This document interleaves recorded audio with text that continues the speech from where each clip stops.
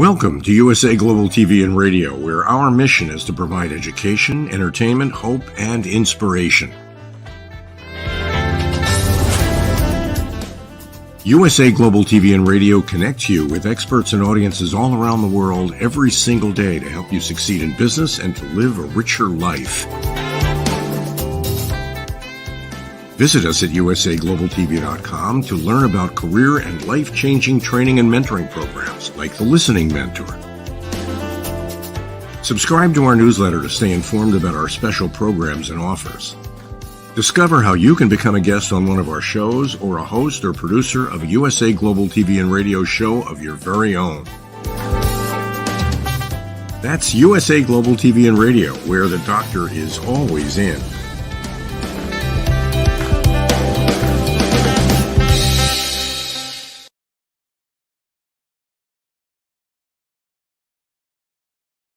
Hello and welcome, or hopefully it's welcome back to USA Global TV and Radio. I'm Dr. Jacalyn-Kerbeck, and it is an absolute pleasure to be with you today. Our show is the MALLORCA Connection, and our topic is You Can Make a Difference. With our expert and the star of our show, Mr. Roland Friedl, let's welcome him and find out what he's been up to. Hello, Roland. Hello to jacalyn, and hello to our audience. Hello. Hey, you look amazing. You look amazing. Thank you. I really appreciate it. You look well yourself. And I know from our last show that we just did right before this, you are in Italy. And of course, I always appreciate the effort that you make to get the connection as you're traveling around the world. I know that you can't always get internet or Wi-Fi connection. So thank you so much. I appreciate you and the topics that we're going to be discussing today.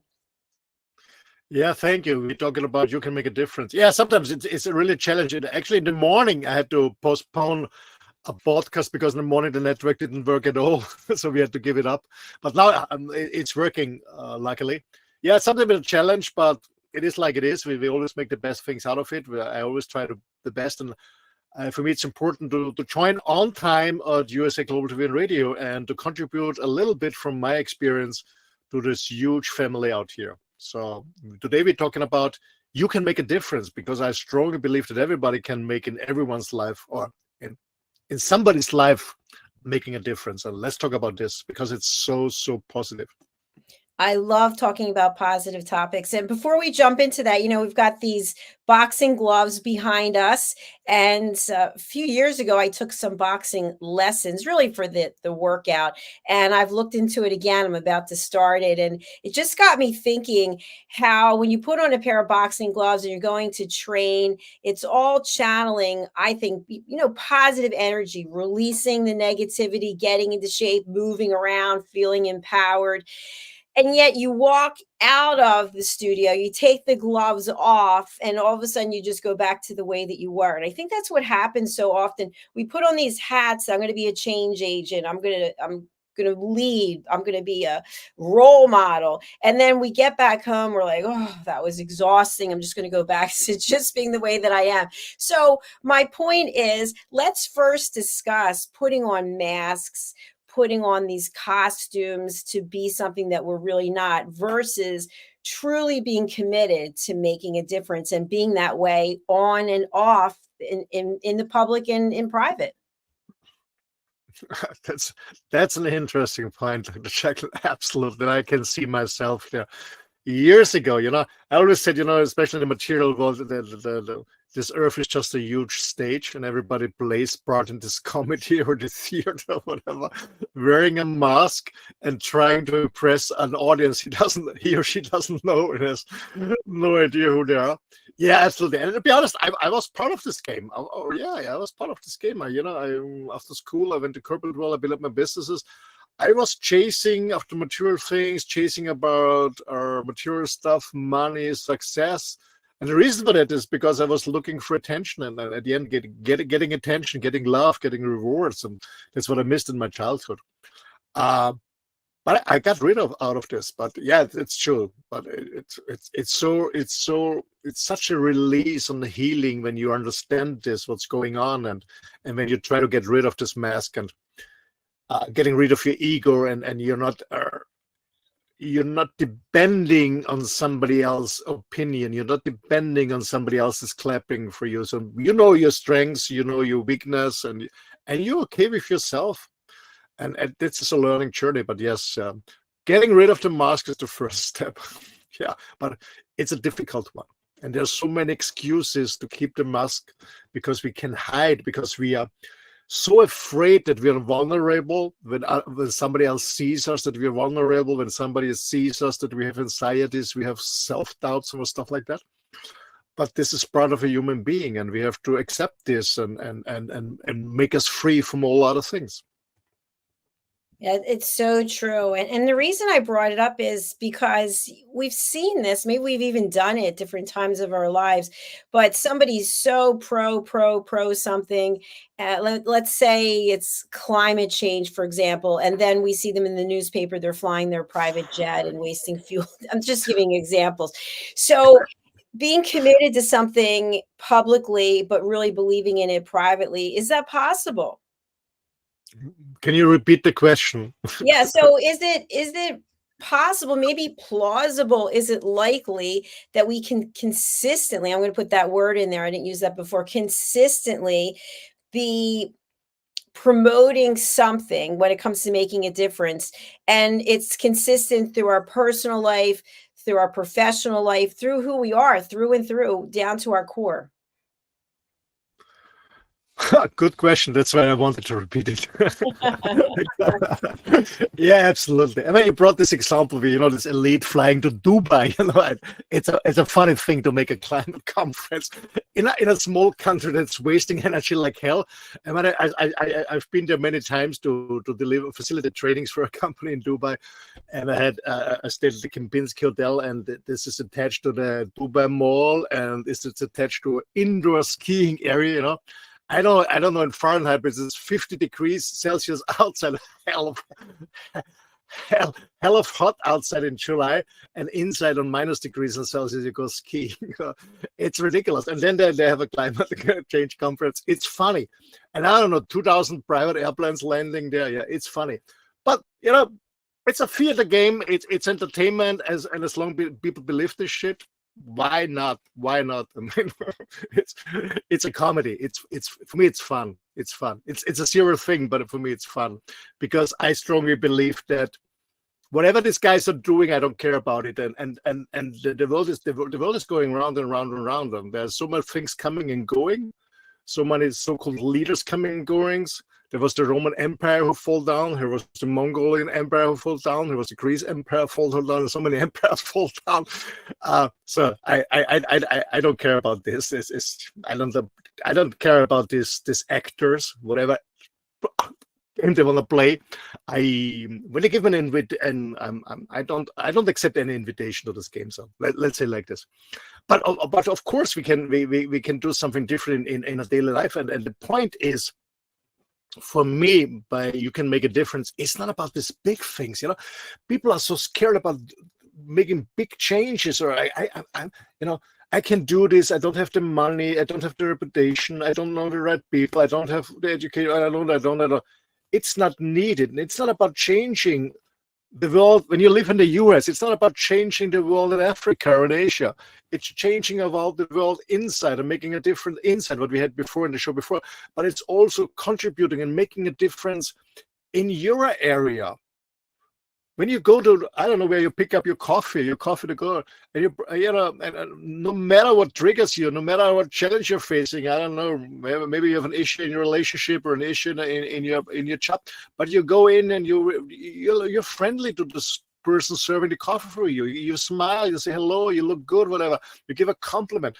You can make a difference in so many small ways to make others feel better. And I guess that's the right start. Everyone can do that, and it doesn't cost anything. I'm a huge fan, Dr. Jacalyn, of the small steps. People always think about these huge steps, and they never get started. They never get the ass out of the sofa. It's about doing small things little by little, and being more confident and getting more confidence, and then doing a larger step and a larger step and another step. That's all about it. It's so true, Roland, because for the huge steps to take place, I was just reading the Forbes list of the 25 wealthiest people in the world. You know, if you think to yourself, "Oh, I can never be like this one or that one," well, maybe you can. Maybe you have no interest in it. Maybe you're at a place in your life where it's just not possible for that to happen. It's not going to happen for most of the people in the world, right? If there's 25 people, think about the rest of the people in the world. That doesn't mean that we can't be doing our own thing every day, that effectively all of us together, it adds up to something huge. And that doesn't mean that everything that we do in terms of patting someone on the back or being nice to someone, that we need to have acknowledgement for that. I know for me, I do post on social media about my workouts and achieving certain things because I want to inspire somebody else. I want someone else to say, wow, if a 60-year-old woman can do that, maybe I can do that too. But that doesn't mean every day I'm walking around looking for someone to go, wow, that's this, that, and the other. So the point is, we can all do something to encourage each other, to acknowledge one another, to show respect. And I think all that falls under etiquette and manners, which has been lacking for a long time, but it's coming back. I think people realize how important it is to show compassion and feel empathy and to respect one another. So to me, all of those things are attributes of making a difference. Absolutely. And I said, it's all the small things. And as I said before, so some people say, yeah, I'm too small, nobody knows. I mean, have you ever been in a hot summer night alone in a room with a fucking small mosquito? This little element is very small, but it can make an impact in your life. Absolutely. There's a lot of power in that. And I see the same with everybody. If you want, you can make an impact. Bring somebody a smile, or it's about the small things. I mean, I give you an example. When you raise kids, my boys are all grown up, and we have the small kids and the small boys, and when they do something for your birthday or your Father's Day, for Christmas, they're doing something small. They're not going to a fancy store and spending thousands of euros or dollars to give you a present to make you happy. No, they make the small things, and this is what to make you smile, and you're happy, and that's the same in your life, doing small things to other people. It's about how you talk to somebody, how you take care, how you listen to other one. Do you have an ear for somebody? Are you really there? This is the thing, how it starts. It's not about the big things. And I always see that people always try to change something somewhere far away. And as I always repeat it because it's so important. It just starts here. Starts here. On the way to your job, to school, to university. Are you smiling to other people's faces? Are you greeting? Or whatever it is.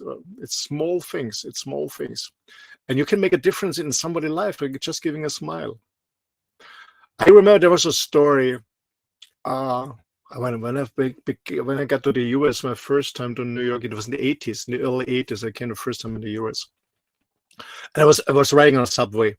And through Bronx and all this area. In the 80s, this was a little bit different in New York. And I was really a bit nervous, to be honest. I didn't feel really good because after a while, all the stations, people getting in, getting out, I was the only white person in. And I didn't feel very comfortable, to be honest. And I just came from Europe the first time to the US. And actually, it was a large city because Vienna is much smaller where I moved on.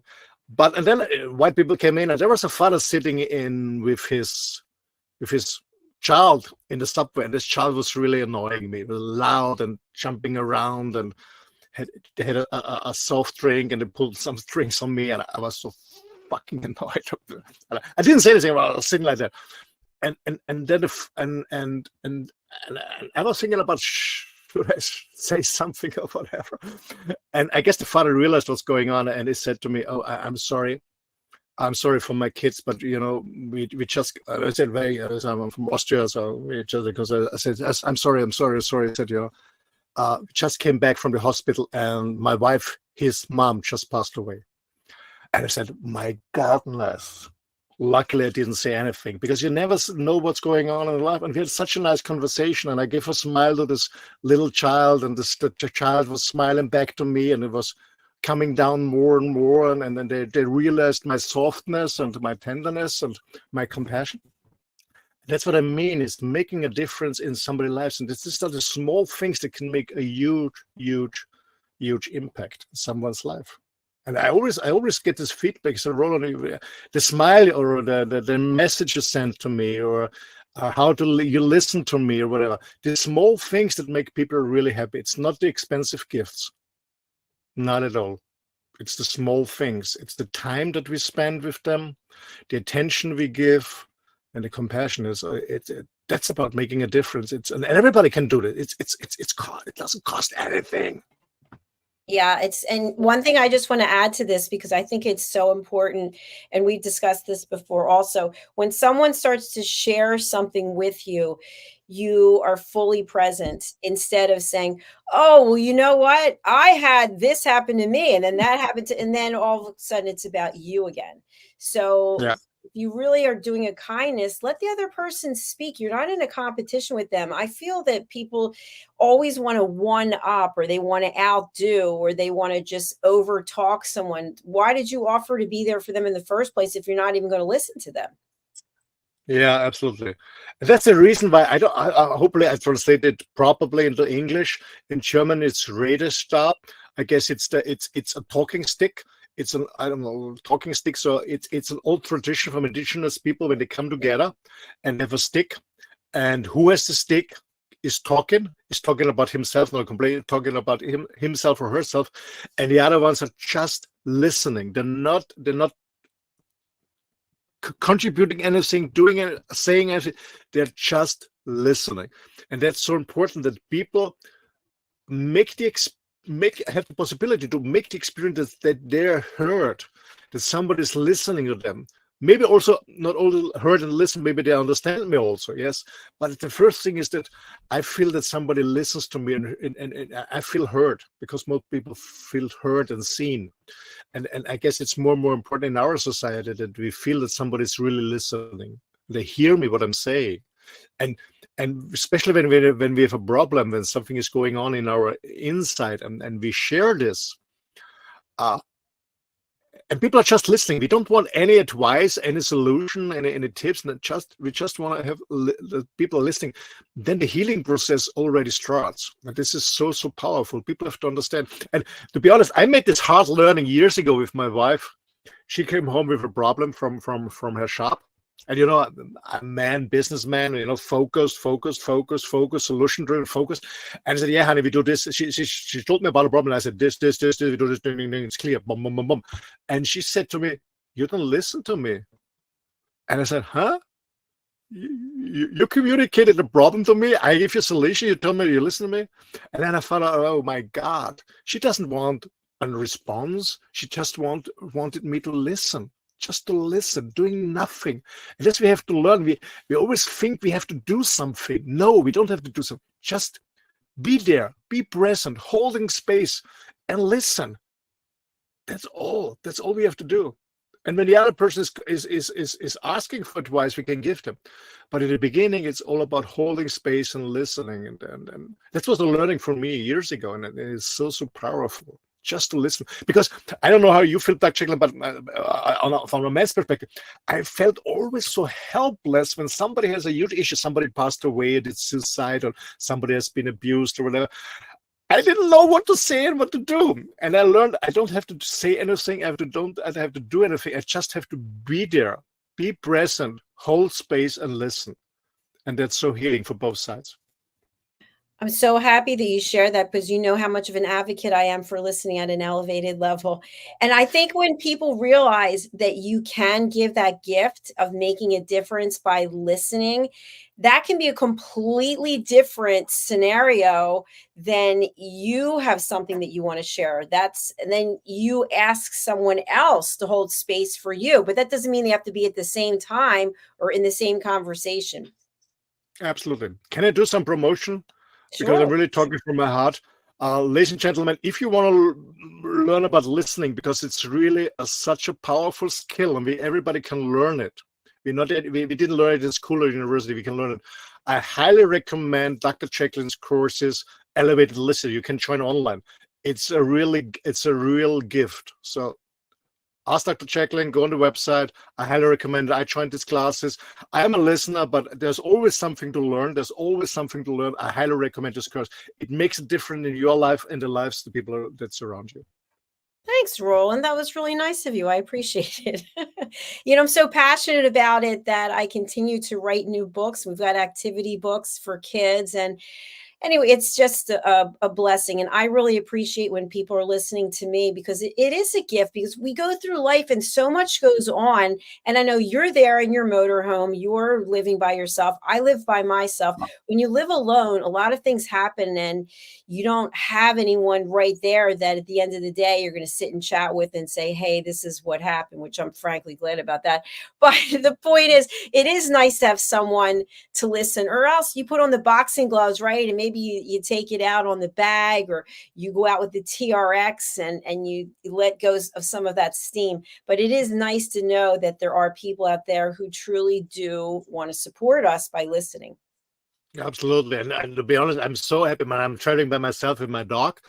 Of course, I meet people, but I'm so happy that I have real friends back in my home countries and other countries, and I can call them and just share my inner world, and they listen to me. I have a few friends, and I'm so happy about this, and I'm so delighted that I have really, really good friends that listen, that just listen. Yeah, that's so powerful, and I'm so thankful for that. And anyway, you mentioned the boxing gloves several times, and then for me, it's this boxing gloves is a synonym. It's part of my logo in my company, or my website, because I always saw myself as a sparring partner for people to improve themselves. But the point is, when you mentioned this boxing training, I also believe that there's a lot of aggression going on in the world, because we never learned in school to handle our aggression, especially for the male one, for the boys. We sit down in kindergarten, you sit in school, we were sitting. And there's a lot of aggression inside us. And for me, to be honest, aggression is in the nearest term, for me, is nothing negative. Aggression is a force that drives forward, and aggression can be a very positive force, a very positive energy to reach goals. You go forward. You're not passive. You go forward. But the point is, we didn't never learn to handle this, because we were sitting down, and then this vessel. There's a lot of pressure and then this aggression turns into a negative aggression. That's what's going on. That's so good when men go in boxing clubs and just get rid of the aggression. It's better to box against a sack, how do you call it, a sand sack, and get rid of your aggression, or the life force, the power within, instead of shouting to your employees or the lady that serves you the coffee on the way to the office. Yeah, I absolutely love what you just shared there. And I think so many times we get caught up in what we're doing. We get an email, we get a call, something happens in person, and all of a sudden we're all emotional. And the next person that we happen to contact or come in contact with, it's like, blah, blah, we just throw everything at them, dump everything on them. They're like, wait a minute, how did I end up getting all of this? And so I know on the Power of Etiquette and Manners with Philip Sykes and the British School of Excellence, we talk a lot about the 6-second rule. Sometimes it can be a 3-day rule where you really have to take a step back and just deal with your emotions. Why are you getting so worked up about this? And what are you doing to manage it, as opposed to dumping on someone else? So to me, that can really make a difference. If we learn how to control our emotions, if we learn what's triggering us, then we can change how we are interacting with each other. What do you think? Yeah, I see it from both sides. The first side is when somebody shouts at me very aggressively. I have a lot of compassion for this person, because I don't know what's going on before inside. Maybe this person is triggered, challenged, whatever happened. So you never, as I told the story with this little boy in the subway with his dad, where his mom passed away. So you never know what's going on. So I never take it personal from the other side. And for myself, I had, my God, many years ago, I guess, 30 years ago, I don't know exactly, 25, 30 years ago, something in between, when we had our first cell phones, the small ones. And I remember that I had a lot of pressure in my business and a lot of stuff, and the network didn't work, and I couldn't make phone calls. My client couldn't reach me, so I was calling the telephone company, and somebody picked up the phone from, I don't know, from a call center, I guess inbound call, yeah, inbound call center. Somebody picked up the phone, and I was shouting at this person. I was so aggressive, and after a while, I was so shocked. I said, "Oh my fuck, Roland, what the fuck are you doing? You get all the frustration, all this pressure. You're screaming at this person." And I stopped and I said, "Oh, I'm so sorry. I was so ashamed. I was so ashamed." I said, "Oh, I'm so sorry. I'm so sorry. And there's a lot of shit going on, and I'm so sorry. You're not responsible. I'm so sorry. We can do something. I apologize and we start, or I just hang up and I call again." But I guess you're not on the phone, somebody else on the phone.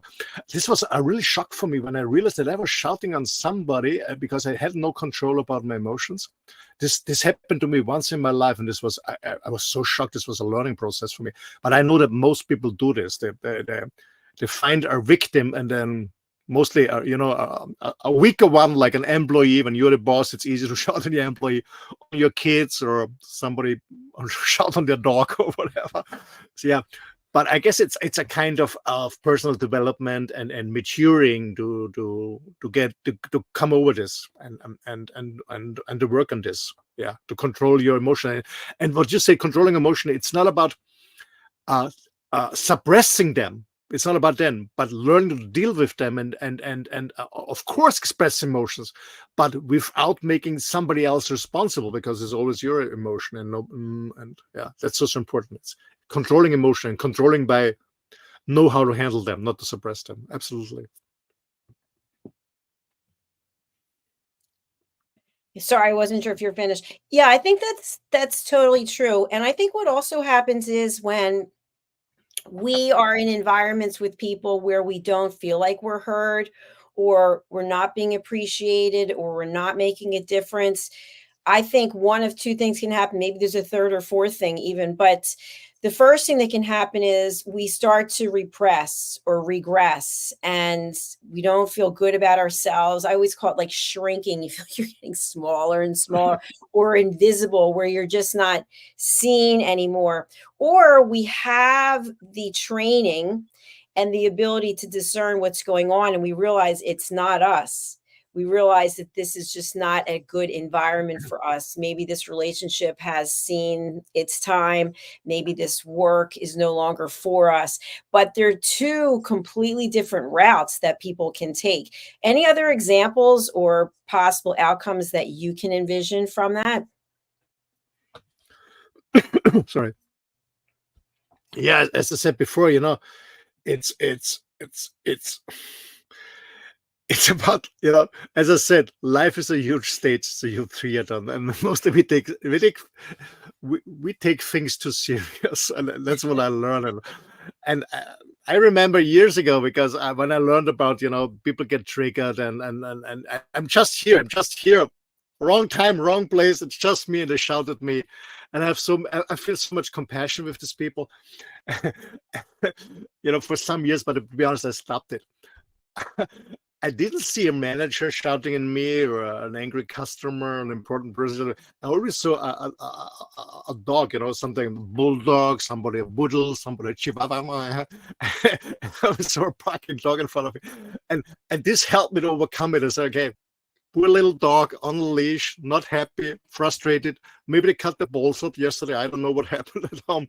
So it was easier for me, but I stopped this, because sometimes I started unconsciously smiling, and people get more and more upset with me. So what I do now is I don't take it serious at all. I don't take it personal at all, because, as I said before, you never know what's going on in somebody else's mind. You never know what happened before. The only thing what I do is that I wouldn't say I confront the people, but this person, but what I say is that, I'm sorry, I don't feel comfortable at the moment. I don't know how about you, but I express my emotion. I don't feel comfortable, but I don't make the other person responsible, because it's my reaction, my emotion. And I said, I don't feel good at the moment. I don't know how about you. I don't know what we're doing. Maybe we stop our conversation, continue another day when I feel better. And the interesting thing is, it's not a one-way road. So when we all connected. When some people don't feel them anymore, but we all connected. And when I don't feel comfortable in a conversation, I know from my experience and from my training I got years ago, is that the other person doesn't feel comfortable too, but maybe he or she doesn't realize this because she's such under pressure. But when I talk about it and I make it obvious to them, most people's the reaction I always got is, first of all, oh, I'm sorry, I was not aware of this, I'm sorry for that, and we continue with a nice conversation. Or people told me, yes, I'm sorry, I'm not really focused, I have a lot of pressure, I have things going on in business, I have my family and stuff like that, can we postpone our appointment? And this was a huge learning for me, because when I try to be with myself, and I always have an internal reference. I say, okay, how do I feel? And when I don't feel comfortable in a conversation, I express it, as I said, without making the other person responsible for my emotions and my feelings, because it's my reaction. But I express it, and there's always a chance for the other person to step back and say, oh, I'm sorry, I was not aware of this. Sorry, because something triggers me. That's why I'm aggressive or not focused or loud and so. And this helped me a lot. And this was a really game changer in many, especially in business conversations. Roland, I agree with what you shared. I think what's also important, another aspect, and I teach this in my course, Setting Boundaries and Asking Permission, is that you ask someone, Roland, I'd like to share something with you. Would this be a good time? It's going to take about 15 minutes. And if you're not in the right headspace, or you have something going on, you have every right to say, thank you for asking. This is actually not a good time. But what I found is that people will push back because they have to talk right now. And it doesn't matter if it's you, it could be anyone, it could be any person at all. They're just so worked up about whatever it is they're going through. They want to speak now, and they almost start like jumping up and down like kids. Like, I have to talk right now. I have to tell you right now. And what I'll say to people, especially in my coaching, I'll say, what's happening with you right now? What, do you realize your behavior, the way you're coming across? Well, I just feel so emotional. I just need to get it out. So what ends up happening is that even though you are saying this isn't a good time, I could be available tonight or tomorrow, they just can't control themselves. They can't even imagine waiting till tomorrow. It's like if you go to a therapist, for example, and I went to therapy years ago. I think therapy is great. And, you come to the end of the session, you see the therapist taking the pad of paper out, or else to take, to schedule the next appointment. You're like, no, I still have more. I still have, like you're like desperate. And I think that that's something that when you bring that to somebody's attention, it's kind of like, wow, I wasn't even aware of that. Yeah.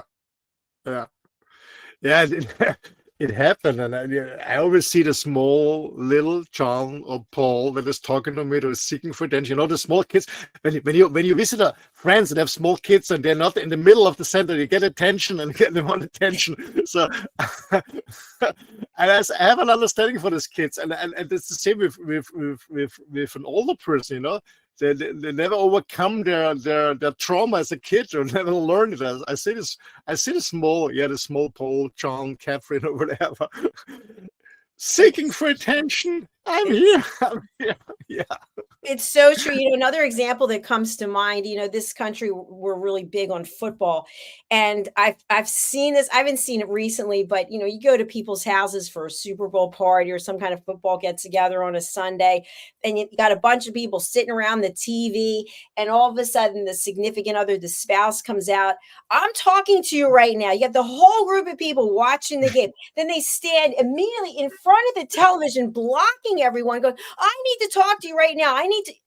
Oh my gosh, what are you thinking? Everybody's like desperate for attention, but it's the wrong kind of attention. Yeah. But people. But this is a learning process. People learned it like this. They didn't get attention, but they learned is if I shout loud, if I scream, if I jump on the floor, whatever. If I throw some dishes or smash some dishes, I get attention. And then they realize, oh shit, when I smash dishes against the wall, they're listening to me. And then they continue to do so. That's what we learned in the early years. Yeah, it's true I have to be loud, shout out, because that's what they learned. Kids get attention on a certain point, and then they're like, okay, this is working. When I say, "Mommy, can I do it?" She's not listening. When I see not listening, but when I smash something against the wall, I get attention. And what's the kid learning? I have to smash things against the wall, and then I get attention, and that stays the rest of the life until they work on that. I see it so many times, and that's to say why I have so much compassion with all these people, because I say, okay, I see the little John, the little Catherine, and oh my God, still in their pampers. The little kid coming out, and I know you don't watch television. I love to watch reality TV, and I like to watch it because I like to watch the strategy unfold. There's usually some kind of strategy. I'm watching Top Chef right now, but sometimes people lose their focus and they lose their strategy, and then they lose their why, and they become highly emotional. And on this one show, I'm not going to say which one it was a group of women and they were drinking, and they're in a restaurant. They're like in Beverly Hills, not to give you any clue. And they just start talking louder, and the restaurant's filled with people, louder and louder, screaming, throwing drinks at each other. And I thought, oh my gosh, this, and you think to yourself, this has to be scripted, but then you read later that it wasn't scripted, and you read about how nobody was listening to each other. So it doesn't matter how much money you have. It doesn't matter what your titles are. It matters that you are coming from a place of where you're heart-centric and where you really want to make a difference, instead of you need to have attention, you need to have the floor. Absolutely. And that's what I'm missing nowadays, that kids don't learn to say thank you or please or hello or greetings. I don't see this anymore here in Europe. And that's what I said in the beginning. I don't know, was this show or the show before, but Professor Jordan Beaton said, I'm not scared about what's going on in the world with all this wars and stuff.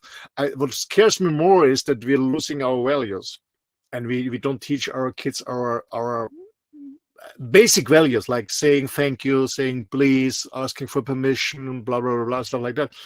It gets lost, and this really, I wouldn't say scares me, but this really, I don't know.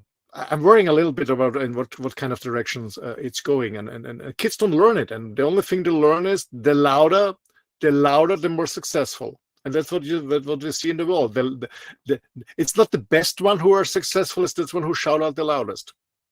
Yeah, it's so true. And I don't think I've mentioned this on this show. I think I mentioned it on Etiquette and Manners, but where I live, there's a pool nearby, right across the street. And there are a number of kids that are over there. And I think that's great. Get out there, swim, play, do whatever it is you're doing. But there are a couple of kids who are constantly screaming. I mean, I'm talking screaming at the top of their lungs. And this is not just once. This is every day when they're at the pool swimming. And I think to myself, what are their parents doing? I look over, I see the parents are there. Why are they not saying anything? My mom would have had soap in my mouth. I would have been punished. And of course, I'm not going to go over there and say anything, but I think to myself, if that's how they're acting at this young age, how are they going to take that and incorporate that in their adult life if no one's saying, you're violating other people's ability and right to have peace and quiet? Yeah, absolutely. Funny. A few weeks ago, when I've been in Austria, I visited a friend of mine, and she, a part-time job from her is she's giving writing lessons to kids in a ponyhof, and so mostly rich children from family who can afford it. And she was organizing for one of the kids our birthday party in the writing stable. There was one kid, and I was there because I drove with there, and I was walking my dog, and because I said it's a free hour, so I said, okay, I'm gonna join a little bit, and I go for a dog walk. There was one kid, a boy, and this boy was a fucking nightmare. This was a fucking nightmare. And then you know what? When the parents came and picked up the kids, I saw the car, I saw the people, and I could see the energy, with kind of energy this couple was getting out of the car, and I said, oh, this must be the parents of this nightmare. And it was. So what they did is they just, I don't know, giving their negative energy, their stress, their frustration. You could see how they talk with each other or how they scream. She was screaming at him, and my goodness. And I said, this little boy, he has no chance. What kind of role models does he have about communicating with other people? I said, I feel so merciful for this little child, because with parents like this, of course it's a nightmare. Of course, I said to my friend, because I said, did you see the parents of this kid? No wonder. This kid has just role models like this. Yeah, absolutely. I mean, we talk about that all the time, about being role models. And again, we're not judging anyone. We're just providing education that when we are throwing tantrums and acting like we're children, we're really infringing upon someone else. And if we all just start acting like we're wearing our Pampers and just screaming up and down, we're not making a difference in a positive way. We're standing out. We will be remembered, but I don't want to be remembered for acting like that. Do you? No, absolutely not. And we always have to consider that kids learn from observing, not from listening. You can tell them what you want, but when you act differently, it's not working. And we have to be clear when we talk about role models. You can be a role model in a positive and a negative way. People are copying you, and they believe that this is good, and especially kids, especially no matter how stupid you are, for your kid, you're always a hero. That's the message. Yeah. So, and they're trying to copy you because they say, okay, my dad is doing this, my mom is doing that. That's good. And so we have to be so aware what kind of role model we want to present. And like always, making a difference, it always starts with ourselves and becoming the best version of ourselves, because, yeah, don't blame the kids. Look at the parents. Right. Look at the parents. Exactly. Well, we've come to the end of the Mallorca connection for today. Roland, what would you like to leave people with as we close out this episode? Maybe you take a few minutes, maybe today or tomorrow or the next weekend, a time off, and you just reflect your life, your status quo. Where are you right now? Are you really happy? Is it that what you want in your life? And then I say, what can you make differently? First with yourself, where you can make a difference. Maybe you'll be more aware about how you look at your physical health. Maybe you do some more sports, you move more, you eat healthier. Maybe you stop smoking or reduce smoking or alcohol. Maybe you reflect about how you behave, and when you interact with other people, maybe you have been more compassionate. Maybe you learn to listen, or maybe you're subscribe for a course, Elevate Listener. Maybe you learn this, or just take a minute and reflect. Are you really the person that you want around you, and what you can make differently? That's my advice. Thanks a lot. Thank you, Roland. It's always fantastic seeing you and doing 2 shows together. We'll be back next week with It's Your Healthy Lifestyle and the Mallorca Connection. Until then, our next show is coming up. It's a woman's prerogative. So do join us for that. Thank you, everyone. Happy holidays, and we'll see you soon. Thank you, everyone. Bye-bye, everyone. Bye-bye, Dr. Jacalyn. Bye. Bye.